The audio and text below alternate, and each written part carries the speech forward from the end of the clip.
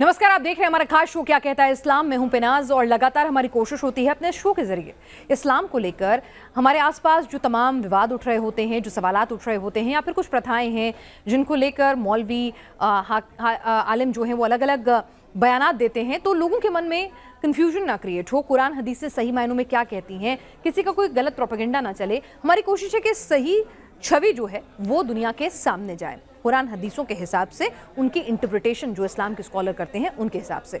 और ताज़ा जो मामला है वो जुड़ा हुआ है मदरसों के सर्वे को लेकर, मदरसों के ऊपर उठ रहे सवालों को लेकर, और मदरसों में जिस तरह से बार बार आतंक के कनेक्शन सामने आते हैं, फंडिंग को लेकर सवाल उठते हैं कि भाई फंडिंग कहाँ जाती है, तो आखिर ये मदरसे क्या कुछ छिपाते हैं?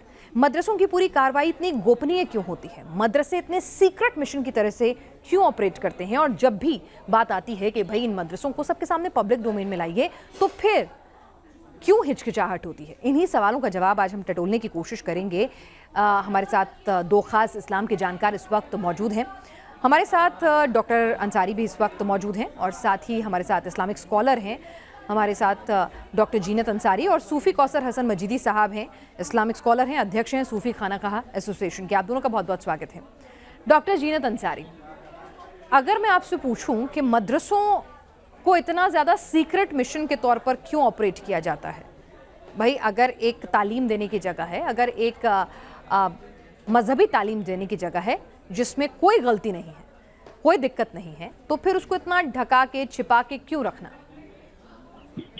देखिए, आपने ये बहुत अच्छा सवाल किया है, और ये सवाल हमेशा मेरे मन में एक कहना चाहिए एक बड़ी एक चोट बन के और हमेशा उभरता था, और मैं उस सवाल का कभी भी जवाब मैं ढूंढ नहीं पाती थी, और ना मेरी इतनी ज्यादा हिम्मत हो पाती थी कि मैं इस सवाल को उठा पाऊं, क्योंकि मुझे अपने आप से ही, अपने ही समाज से इतना डर लगता था कि अगर काश मैंने ये सवाल कर दिया तो कहीं ऐसा ना हो सकता है कि मेरी फैमिली पे या मेरे पे कुछ जो बड़े बड़े जो मुसलमान जो अपने आप को उलेमाए बताते हैं, वो कहीं मेरे ऊपर मतलब कहना चाहिए कि मुझे ईमान से ना खारिज कर दें। पर आज ये है कि ये सरकार ने अगर ये स्टेप उठाया है तो मेरे हिसाब से ये बहुत अच्छा स्टेप है, क्योंकि आप देखिए कि हर एक गली मोहल्ले में इतने ज्यादा मदरसे बन चुके हैं कि आप यकीन नहीं करेंगे कि अगर एक फैमिली में 3 भाई उन्होंने हिफ्ज़ कुरान कर लिया है तो उन्होंने अलग अलग मदरसे बना के बैठ गए हैं, और उसके अंदर वो क्या काम करते हैं कि उनके सिर्फ 4-5 बच्चे अगर पढ़ रहे हैं तो वो जो ये उलेमा बोर्ड है वहां से वो 5 या 10 कितनी भी टीचर्स की वो तो तनख्वाह लेते हैं, और उसका मतलब कि जो वो चंदा लेते हैं तो वो भी जाके वो भी मदरसों में जाता है। तो उन सब से उनका जो अपना घर परिवार है उनका बहुत अच्छा एक मतलब के भरण पोषण चलता है। जो पैसा हम लोगों के गरीब लोगों में जाना चाहिए, बहुत से आप देखिए मुस्लिम्स में या हिंदू में, जबकि मजहब इस्लाम धर्म में तो ये हिंदू मुसलमान को कभी अलग करना ही नहीं गया है। अगर कोई मेरा हिंदू भाई भी अगर भूख से परेशान है, रोजगार से परेशान है, तो उसके लिए भी सबसे पहले मेरा ये फर्ज बनता है कि मैं अपने पड़ोसी का ख्याल करूं। तो वो पैसा जो है आए दिन देखिए मदरसे के लोग आगे खड़े हो जाते हैं, स्लिप लेकर के खड़े हो जाते हैं, और उसके अंदर 40-60 का रेशियो चलता है। जो लेने वाले आते हैं उनके पास जाता है वो 40 या 60%, और बाकी का मदरसे में जाता है। तो जो हमारी मेहनत की गाड़ी, जी मैं सूफी साहब से पूछती हूँ। सूफी साहब, अंसारी जी को आपने सुना, डॉक्टर अंसारी को, जीनत अंसारी को, मैं यही सवाल आपके पास भी लेकर आती हूँ। मुझे एक बात बताइए कि भाई क्या कुरान या हदीस में कहीं ऐसा कंपल्शन है कि भाई मदरसे बनाने ही बनाने हैं, मदरसे बनाने ही बनाने हैं, उसमें तालीम लेनी ही लेनी है, उसमें फंडिंग लेनी ही लेनी है?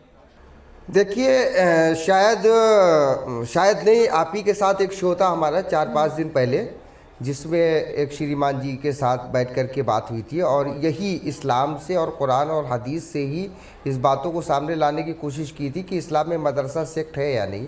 बिल्कुल, इस्लाम में तालीम के लिए मदरसे का सेक्ट है, और इसमें कोई दो राय नहीं, बल्कि होना चाहिए। मदरसा केवल यही नहीं है कि उसमें दीनी तालीम पढ़ाई जाए, उसमें कुरान पढ़ाया जाए, हदीस पढ़ाया जाए, फ़िक़्ह पढ़ाया जाए। मदरसा तो वो है जिसमें सारी तरीके की इल्म पढ़ाया जाए, जैसे कि मदीना तैयबा में हज़रत इमाम जाफ़र सादिक़ अलैहिस्सलातु वस्सलाम यूनिवर्सिटी जब चलाते थे तो 2000 स्टूडेंट को पढ़ाते थे और 400 प्रकार का उसमें शिक्षा दी जाती थी, जिसमें मैथमेटिक्स भी था, अलजेब्रा भी था, ज्योग्राफी भी था, सब कुछ, हिस्ट्री, सब कुछ पढ़ाया जाता था।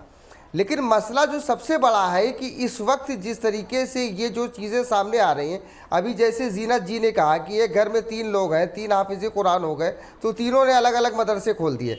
कारण क्या है कि पहले जो लोग मदरसे में पढ़ते थे तो उनको दीनी तालीम के साथ साथ दुनियावी तालीम भी दी जाती थी और वो कोई ना कोई हुनर सीख करके अपना ज़रिया माश तलाश करते थे। अब क्या होता है कि मदरसे में हाफिज़ तैयार हुआ, हाफिज़ ने दूसरे हाफिज़ को तैयार किया, अब वो उसके पास कोई ज्ञान तो है नहीं, वो क्या करेगा, तो वो उसको भी अपनी आजीविका चलानी है, तो वो जाहिर सी बात है जब वो फील्ड में जाता है तो उसको सिर्फ कुरान पढ़ने पढ़ाने के अलावा कुछ समझ में नहीं आता है, तो वो या तो मस्जिद में जाकर के इमामत करने लगता है और मदरसा खोल के बैठ जाता है।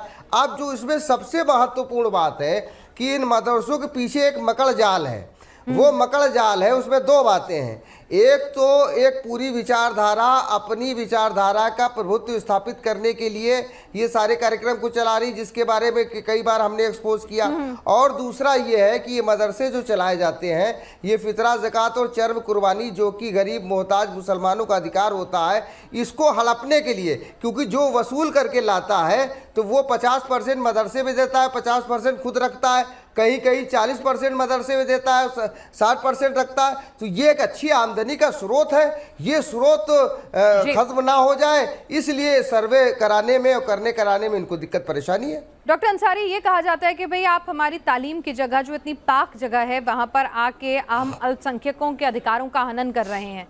एक मौलाना साहब ने तो ये भी कह दिया कि जब टीम आए तो उन्हें जूते से मारो। एक और पूर्व मंत्री उनकी बात का समर्थन करते नजर आए कि मारो मत, लेकिन कॉपरेट भी मत करो। फंडिंग चाहिए आपको, संरक्षण चाहिए सरकार से, लेकिन जब वो सरकार पूछे कि भाई इतने पैसे का क्या करते हो, मिड डे मील क्यों नहीं देते बच्चों को, खाना क्यों नहीं देते, तब कोई जवाब नहीं है। सबसे बड़ी जो मुस्लिम्स के लिए जो विडंबना है, जो आज हमारे पिछड़ेपन का कारण है, तो उसमें से सिर्फ यही है कि उन्होंने तो ये अपना कह दिया है कि जब सर्वे करने आए जूते से मारो। जूते से कौन मारेगी? आम पब्लिक मारेगी। जेल कौन जाएगा? आम पब्लिक जाएगी। तो सरकार पे भी ये एक चीज, ये सवाल उठते हैं कि सरकार आखिरकार जो ऐसे मौलाना है उन पे जो ऐसे जो अपने स्टेटमेंट जारी कर देते हैं, उन पे कड़ा रुख क्यों नहीं अपनाती है? उनको भी सख्त से सख्त कार्रवाई की जानी चाहिए। उनके बल्कि जो गरीब आदमी है जो उनके बहकावे में आकर के उनको जूते मारेंगे या कॉपरेट नहीं करेंगे, तो गुनाहगार वो नहीं है जो किसी के दूसरे के बहकावे में आ रहे। सबसे बड़ा गुनाहगार वो है जो उन्हें भड़का रहा है, जो उन्हें, अरे आपको अगर कोई परेशानी नहीं है, आप बिल्कुल फेयर हैं, तो आप सर्वे होने दो। की बात है, जितने कम मतदान होंगे उतनी ज्यादा पैसा दूसरे जो एक कहना चाहिए जो कहना जो सरकार ने, जिनको सरकार ने मान्यता दी है, जिन्हें सरकार ने मान्यता दी है, जब वो सरकार के नियमानुसार चलेंगे तो वहां से डॉक्टर, इंजीनियर, IAS, PCS सब कुछ जाएगी। जैसे कि अभी भी देखिए आप, रिजल्ट आ रहा है, बहुत से इतने ज्यादा लड़का लड़कियां हैं जो मदरसों से निकल रही हैं, वो गवर्नमेंट के बनाए हुए रूल को फॉलो कर रही है। ठीक है, वो हर तरीके से एक बात बताइए चला रही है। जीनत अंसारी जी, मदरसों में हम देखते हैं कि एक तबका वो होता है जो पढ़े लिखे मुसलमानों का होता है, शहरों में रहता है। मैंने नहीं देखा, मेरे आसपास भी बहुत सारे मेरे जानकार हैं कि वो अपने बच्चों को स्कूल की बजाय मदरसा भेज रहे हों या मदरसों की तालीम उनके लिए कंपलसरी कर रहे हों।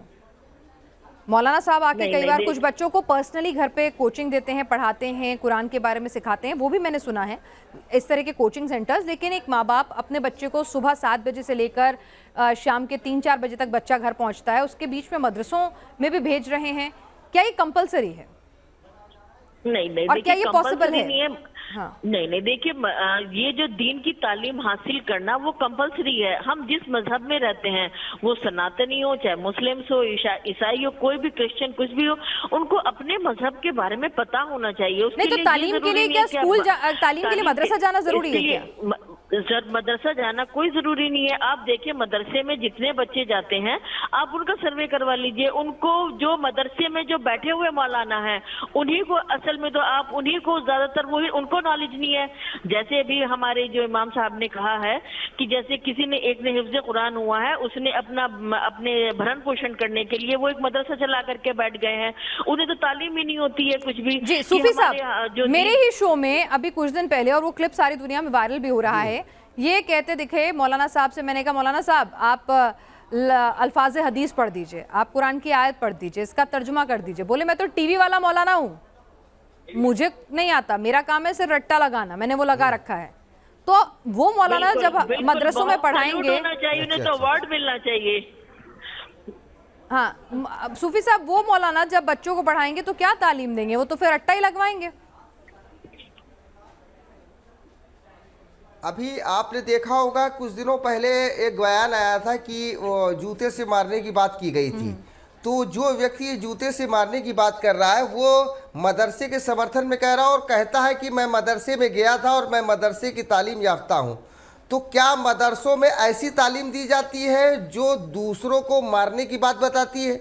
तो अगर ऐसी तालीम दी जाती है तो फिर सर्वे होना बहुत ज़रूरी है। और यही कारण है कि जिस तरीके से इन लोगों ने मदरसे और कुछ मस्जिदों को अपना एक अड्डा बना लिया है, वहाँ से बैठ कर के खुराफातें संचालित की जाती हैं, वहाँ से बैठ कर के प्रोपेगेंडे तैयार किए जाते हैं। बहुत से ऐसी जगहों पर जिस तरीके के सामने बात आते हैं, जैसे कि राष्ट्रगान गाने पे फतवा, इस चीज़ पे फतवा, उस चीज़ पे फतवा, तो ये कहीं ना कहीं देश के समानांतर एक सिस्टम जो चलाया जा रहा है, उसमें मैं सारे मदरसों को नहीं कहता और कहना भी नहीं चाहिए, इसमें कहीं ना कहीं अधिसंख्य लोग शामिल हैं। इसीलिए ये सारी चीज़ों की गड़बड़ी है। और सरकार जो ये काम कर रही है, सरकार सर्वे करा रही है, तो सरकार को कोई इल्हाम नहीं हो गया, सरकार को आकाशवाणी नहीं हो गई कि आप जा कर के मदरसों को कराइए। उनको भी कोई इनपुट मिले होंगे, किसी एजेंसी से इनपुट मिले होंगे, हमारे जैसे लोगों ने लिख करके दिया होगा, हमारे जैसे लोगों ने उनसे प्रार्थना की होगी। क्योंकि अभी आगरा में जो हुआ, अभी एक हफ्ता पहले की बात है, आगरा में मदरसे के ही अंदर तो एक 10 साल की बच्ची के साथ कुकर्म हुआ। परसों मथुरा के अंदर यही घटना हो गई। तो आए दिन किसी तरीके की घटनाएं होती रहती हैं। तो क्यों नहीं ऐसे मदरसों का सर्वे होना चाहिए, सरकार की जानकारी में आनी चाहिए।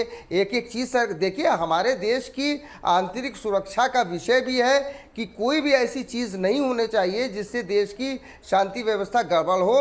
तो पूरी तरीके से हर चीज़ को सरकारी में पूरी तरीके से हर चीज़ को सरकार के और प्रशासन की निगाहों के सामने होना चाहिए। बिल्कुल, लेकिन एक बात बताइए, हमने ओवैसी साहब का बयान सुना, अंसारी जी, जो खुद को मुसलमानों का रहनुमा, मुस्लिम लीडर बताते हैं कि वही उत्थान करेंगे मुसलमानों का। तो वो तो कह रहे हैं कि भाई ये सर्वे कराना ऐसा है जैसे एनआरसी एक्ट लाना। पहले तो मैं आपको ये बताना चाहती हूँ कि जो हमारे ओवैसी साहब हैं, उन्होंने कभी अपने हैदराबाद की बच्चियों का दर्द जाना है? मैं आपको अपना एग्जाम्पल बताती हूँ कि मुझे वहाँ पर अवार्ड से सम्मानित किया गया था, तो इत्तेफाक से मेरा हैदराबाद जाना हुआ। हमारे मजहब में लड़कियों को नेल पेंट लगाना मना है और मैंने वहाँ, लगता है आपसे संपर्क टूट गया है। मजीदी साहब, इस बीच आपसे उनकी बात पूरी करूं, उनसे दोबारा हम फ़ोन में लाने की कोशिश करेंगे। आप ज़रा मुझे बताइए कि ओवैसी साहब जिस तरह से कह रहे हैं कि भाई मदरसे यानी सर्वे उनका यानी एनआरसी करना, क्या ओवैसी साहब को नहीं पता मदरसों का आतंकी कनेक्शन सामने आता है, फंडिंग में गड़बड़ी पाई जाती है, मदरसों से कट्टरपंथ निकलता है और जिसकी जांच बार बार चाहे किसी भी सरकार में हो, आपको ये सरकार पसंद नहीं, पिछली सरकार में देख लीजिए, हर तरह से ऐसे मामले सामने आते हैं। तो फिर वो खुले दिल से, ये तो इस्लाम की छवि सुधारेगा ना अगर आप कहेंगे कि आप देख लीजिए मेरे घर में सब कुछ ठीक ठाक है।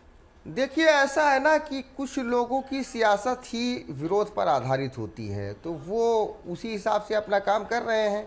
अगर सही गलत का उनको इतना वो होता तो इससे पहले ये आवाज़ जो आज काम हुकूमत कर रही है, ये आवाज़ उनको पहले उठाना चाहिए। क्या उनको उस बच्ची की चीखें नहीं सुनाई देती जो 10 साल की बच्ची आगरा में जिसके साथ ये गंदा काम हुआ था? या मैं बहुत ही सख्त शब्द ये कहना चाहता हूँ कि क्या दूसरे धर्म से संबंधित अगर कोई अपराध हुआ हो तो उसका दर्द ही दर्द होता है।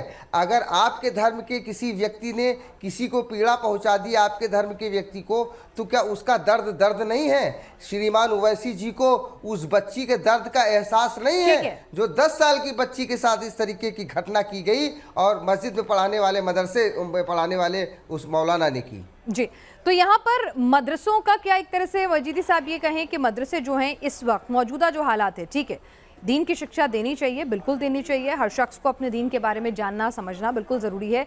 लेकिन जो मौजूदा हालात में उसमें जैसा कि डॉक्टर अंसारी भी बता रही थी, ये एक प्रोफेशन ज़्यादा लग गया है पैसा कमाने का, कि अल्लाह का डर दिखाओ, कुछ भी पर्ची कटवा दो, जैसा वो बता रही थी। ऐसा लग रहा है तो कोई धंधा है, मदरसा नहीं है, बल्कि कोई पाक जगह नहीं है।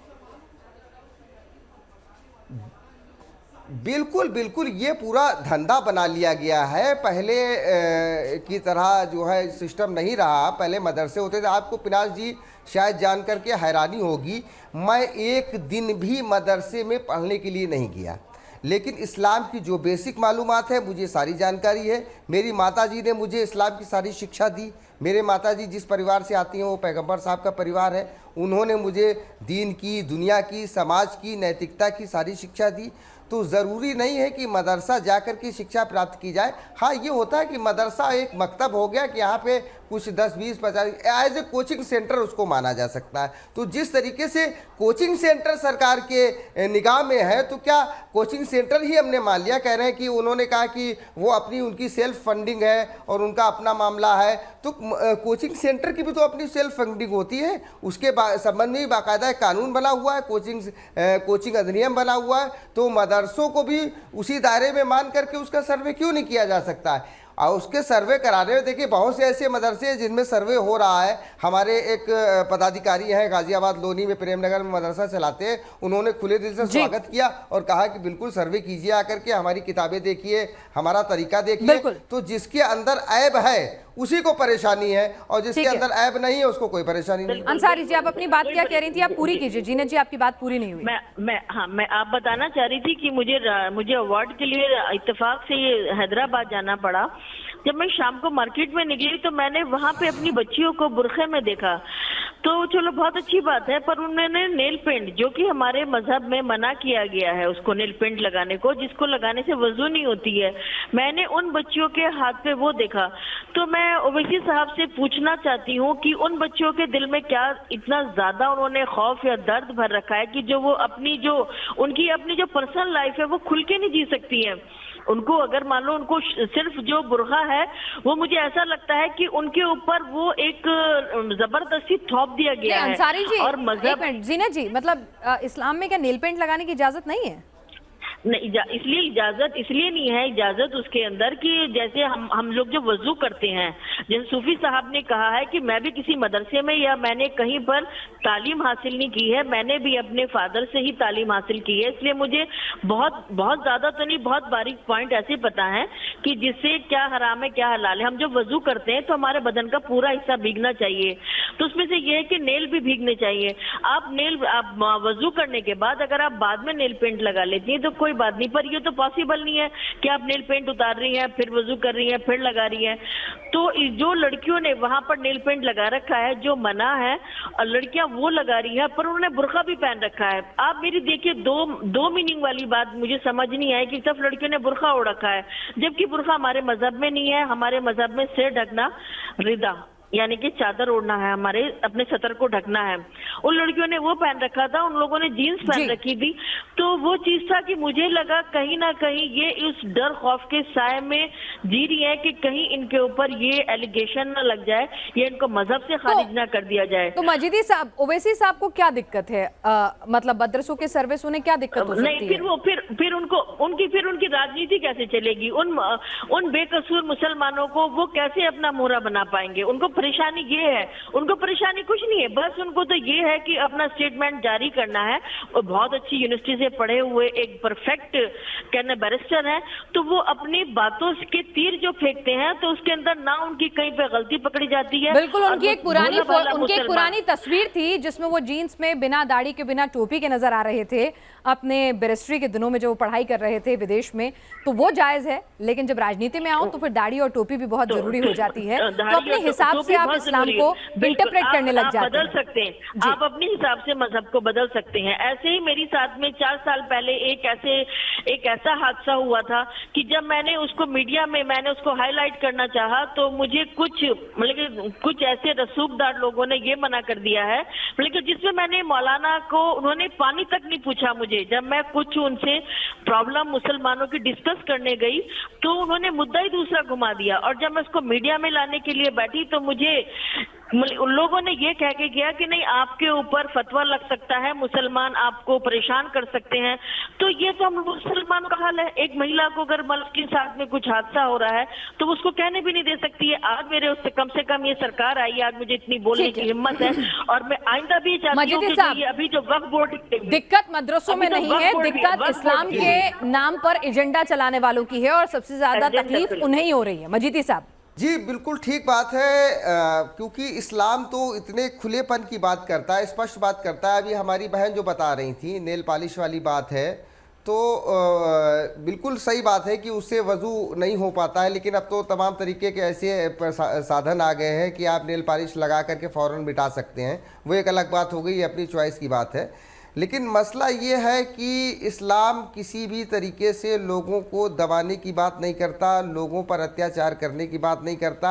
जैसे कि महिलाओं की बात है कि अगर महिलाओं को सर ढकने का हुक्म दिया गया तो उससे पहले कुरान में एक बात ये कही गई है कि ऐ मर्दों, तुम अपनी निगाहों को नीची रखो।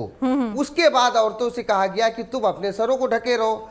तो अब इन्होंने क्या कर दिया है, इन मुल्लाओं ने, औरत तो पूरी तरीके से पर्दे में रहे लेकिन हम छुट्टा साल की तरह घूमेंगे, इसमें भी नजर डालेंगे, उसमें भी नजर डालेंगे, हम मदरसे में 10 साल की बच्ची भी नहीं छोड़ेंगे।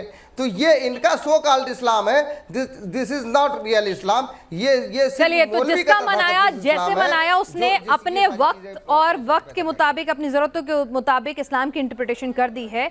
और कभी वो दाढ़ी टोपी वाले मुसलमान हो जाते हैं, कभी जीन्स पैंट वाले हो जाते हैं वक्त के हिसाब से। तो बहरहाल आप दोनों यहाँ पर आए और आप दोनों ने खुले दिल से कहा कि भाई मदरसों में दीनी तालीम अगर दी जा रही है तो कोई दिक्कत नहीं होनी चाहिए, खुले दिल से उसका स्वागत करना चाहिए, ताकि दुनिया को भी अगर संशय है, कोई डाउट है तो वो दूर हो, बनस्पत इस पर कोई एजेंडा चलाकर अपने राजनीतिक रोटी से। क्या आप दोनों इस चर्चा में शामिल हुए, आपका बहुत बहुत शुक्रिया।